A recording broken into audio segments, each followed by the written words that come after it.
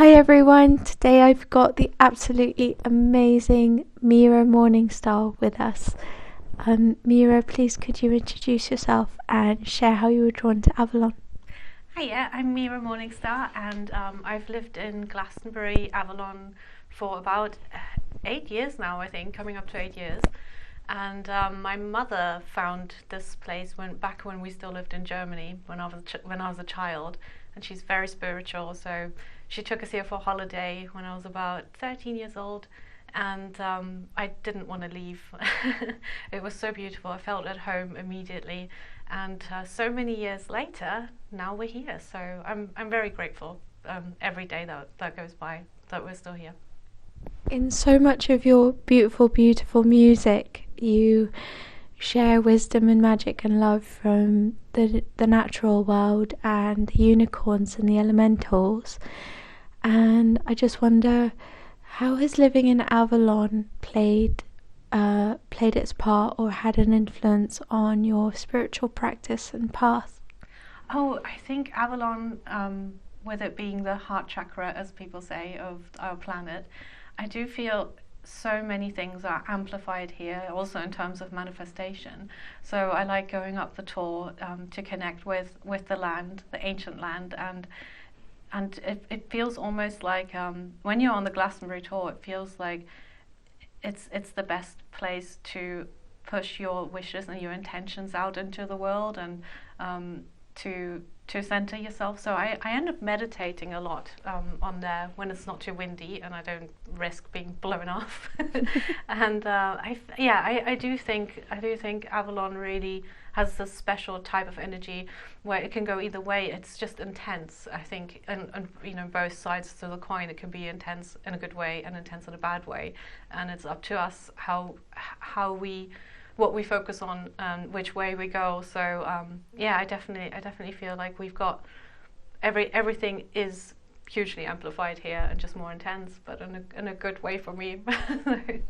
I'm very grateful. Mira, in your work and music with the elementals and the unicorn realm, have you encountered any aspects of what you might consider to be like the fairy godmother, or the elder, or the sort of older wise woman or wise man energies, and how have you experienced those? So when I work with unicorns, it's usually in meditation or dreams, and I can't really say that I've noticed whether they were male or female, because I just kind of approach it from an energetic level of, does this frequency match me? And it's a little bit like making friends with somebody. I don't pay attention whether they're male or female. If we get along, then we're good friends. So I kind of approach this with unicorns as well. In terms of elders, I do think they're obviously much older than us, just like everything else. When I work with a crystal or I work with a tree, all these items are much older than me, or most of us anyway. So it feels like we are the babies, and I try to draw wisdom from each and every little single thing, and I have great respect for it. So I don't know if that answers the question, but I've not really paid attention to it, I must say, when it comes to elders. But I do remember we had a conversation about Grandmother Willow from Pocahontas, and I do have that kind of connection to a lot of trees.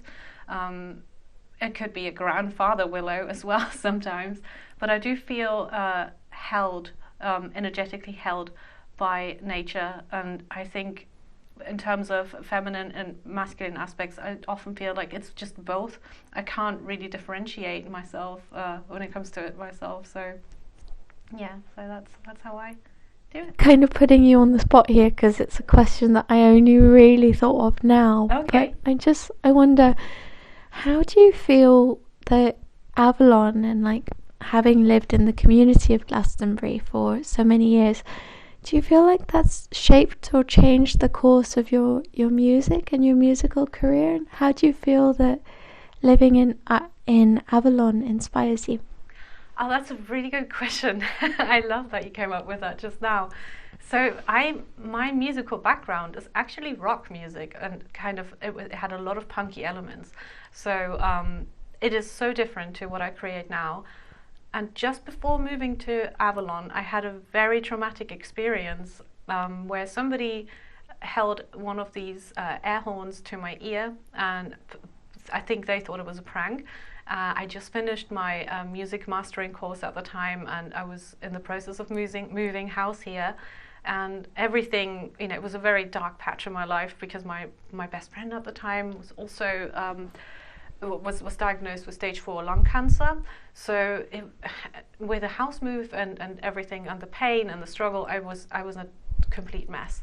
So what happened then was I was on a waiting list to get my ear looked at, and in the meantime I really tried my best to just find something to center and ground myself. Obviously I couldn't continue with music at that time, and I was so terrified. I thought I may never be able to make music ever again or enjoy it because I had hyperacusis. Everything was too loud and too painful, and especially rock music would have been too much. So I ended up looking into meditations to try and calm my anxiety down that I suffered from so much back then. And there was this one guided meditation with a unicorn, and this was way before I started working with unicorns. I just thought it looked interesting, and so I clicked on it on YouTube, and unfortunately I don't remember the channel or the lady who put the video up, and I can't even find it anymore. I've looked time and time again because I wanted to thank her. But when I did her guided meditation, I met a unicorn in this meditation, and I never, previous to this, I never had any types of visions or any experiences like that. It was something I really could not relate to. I would have dreams with premonitions, but that's as far as any sort of visuals would go. But then all of a sudden, out of nowhere, this beautiful unicorn appeared in the meadow to me, and I felt so held and so safe. I walked up to it in this meditation, and I could sense that it wanted to say something to me, and I couldn't really figure out what it was. But when I woke up from this meditation, or when I came back to this world, so to speak, I had this huge urge and sense that the unicorns wanted to work with me on something, and I wasn't really sure. I was quite scared, but I knew it would be something musical. So I then thought, okay, what are we doing then? I had this sudden inspiration. I need to work with unicorns on music. And then I thought, okay, let's ask them and have them guide me. How can we do this? So long story short, then I moved to Glastonbury. This is where, hopefully this answers your question. Then I moved to Glastonbury. So it all kind of happened at the same time. I finally moved to Glastonbury after so many years of wanting to live here, and started writing on Realm of the Unicorns. And every time I wrote every time I had a writing session or production session, I invited them into my space, and I asked the unicorns to let their healing energy flow through me and to help me create something that not only helps me but also other people. And so I remember I was still very scared because I still had the hyperacusis at that point. But we, the unicorns and I, we did really find sounds and ways to produce these sounds to help with the tinnitus, to help with the pain. So I ended up meditating daily to this kind of music and creating it. Months later, I finally had an ENT take a look at my ear, and strangely, she told me that I needed to meditate to get rid of the problems that I was facing with the anxiety and with the tinnitus, and because my type of tinnitus was different to others that you can get, so it's not it's not a fix for everything. So anyway, I meditated a lot, and after a few months, my ears were all fine. I was all healed, and I just couldn't believe it. So it has, Glastonbury has definitely shaped my music, because now, I mean, it went from rock music to this crazy thing that happened to me in my ears, thinking that I can never make music again, to then suddenly having the help from these amazing well, not animals, from these amazing beings, or spirit animal, I could say. Unicorns come into my life and then take me on this other journey.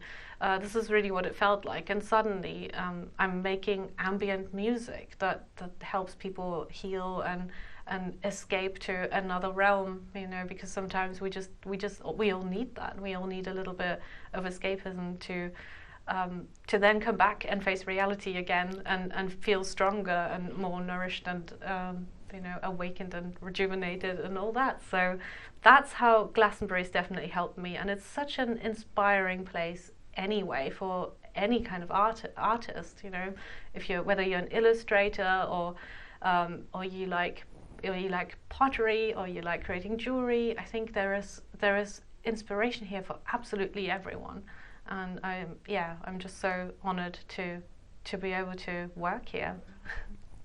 Mira, on behalf of everybody that listens and everyone that sees this interview, thank you so much for sharing your words of wisdom and your love and your light, and thank you for sharing it with us and being part of this interview. Oh, thank you so much for having me and inviting me.